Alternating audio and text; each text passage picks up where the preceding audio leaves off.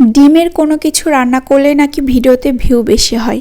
তো আজকে চলুন পরীক্ষা করে দেখি যে আজকের এই ভিডিওতে কেমন ভিউ আসে। হ্যালো এভরিওয়ান, আসসালামু আলাইকুম। নতুন একটা ভিডিও। তো নতুন আর কি বলবো, এটা হচ্ছে ডিম ভাজির একটা ভিডিও। পুরা ভিডিওটা জুড়ে আজকে শুধু ডিম আর ডিম। তো একদম সকাল থেকে শুরু, ডিম দিয়েই নাস্তা, দুপুরে ডিম দিয়েই ডিমেরই তরকারি। তো সব কিছু মিলে আজকে একদম পুরা ডিম হয়ে যাবে ভিডিওটা।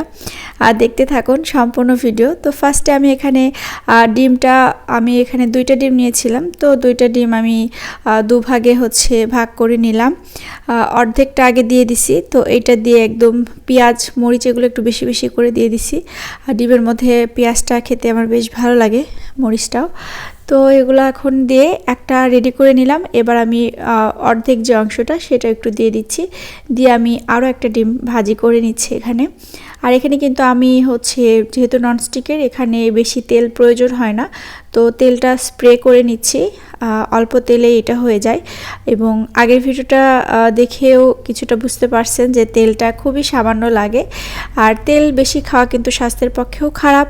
আর আমি যেহেতু আমরা সরষের তেলই খাই, তো সেজন্য আরও অনেক বেশি কম লাগতেছে এখানে স্প্রে করার কারণে। তো এই ডিমটা আমি এখন ভেজে নিচ্ছি। আসলে দেখা যায় যে ডিম এমন একটা খাবার, বাসায় যদি কোনো খাবার বা তরকারি ভালো লাগছে না, বা কোনো কিছু খেতে ইচ্ছে করছে না, দেখা যাচ্ছে একটা ডিম সেদ্ধ বা একটা ডিম পোস্ট, একটা ডিম ভাজি, এরকম কিন্তু বলে যে ডিম ভাজি করে খা, এরকম। হ্যাঁ, তো ঠিক সেরকম আজকের ভিডিও। একদম সকালে আমরা রুটি দিয়ে ডিমটা ভাজি করে খেয়ে নিলাম। তারপর দুপুরবেলা কি করব ভাবছিলাম, তো লাউ ছিল, লাউ দিয়ে ডিম ঝোল। তো এবার আমি লাউটা কেটে নিব। এই যে লাউয়ের অর্ধেক কাটা অংশ। লাউটা ছিল আমাদের গাছের একদম কচি একটা লাউ, খেতে বেশ মজা লাগছে লাউটা। তো এই হচ্ছে লাউ দিয়ে ডিম ঝোল। এখানে আমি ডিমগুলোকে এরকম একটু সেদ্ধ করে হালকা একটু ভেজে নিচ্ছি। তারপরে তৈরি করে নিয়েছি লাউয়ের তরকারি। তো এই ছিল আজকে ডিমের রান্না বান্না।